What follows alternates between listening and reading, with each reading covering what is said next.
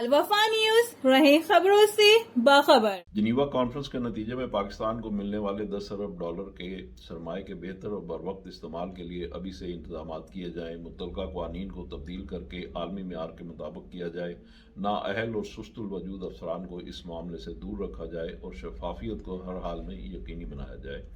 Donors مطمئن نہ ہوئے تو ماضی کی طرح ساری محنت اکارت جا سکتی ہے۔ حکومت نے جنیوا کانفرنس سے قبل 3 سال میں 16 ارب ڈالر کے بحالی منصوبوں کا اعلان کیا تھا۔ اس طرح اب 10 ارب ڈالر سے زیادہ عالمی برادری اور باقی حکومت پاکستان دے گی اور سالانہ تقریباً 5 ارب ڈالر سیلاب زدگان کی بحالی، قدرتی آفات سے عوام کے تحفظ اور انفراسٹرکچر کی تعمیر پر خرچ کیے جائیں گے۔ یہ خطیر رقم پاکستان کی معیشت میں گردش کرے گی، جس سے جی ڈی پی اور روزگار میں بہتری آئے گی۔ اس وقت ملک کلائمیٹ چینج، غذائی قلت، پانی کی کمی، آلودگی اور زرعی زمین کی تباہی کا شکار ہے، جن پر بھرپور توجہ دینی ہوگی۔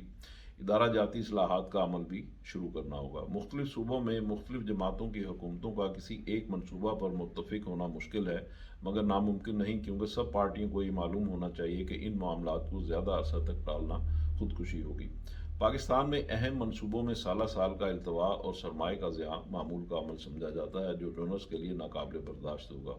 اس وقت تقریباً 1.6 ٹریلین روپے کے 1200 منصوبے التوا کا شکار ہیں، جن کا حجم پی ایس ڈی پی سے زیادہ ہے۔ اس لیے حکومت منصوبہ بندی کو بہتر بنائے، تعمیرات، خریداری اور منظوری کے قوانین عالمی معیار کے مطابق بنائے جائیں تاکہ نقصانات کم ہوں اور نجی شعبہ بھی اس میں بھرپور شرکت کر سکے اور ڈونرز تمام منصوبوں کی بہتر مانیٹرنگ بھی کر سکیں۔ کسی ایک ڈونر کی مایوسی سے باقی ماندہ ڈونرز پر بھی منفی اثر پڑے گا، جو پاکستان کے لیے نقصان کا باعث ہوگا۔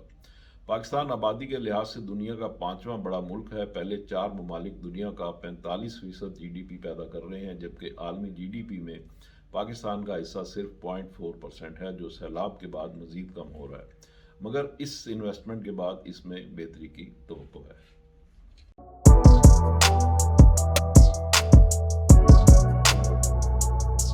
اس پر لائک اور سبسکرائب تو بنتا ہے۔ Thank you.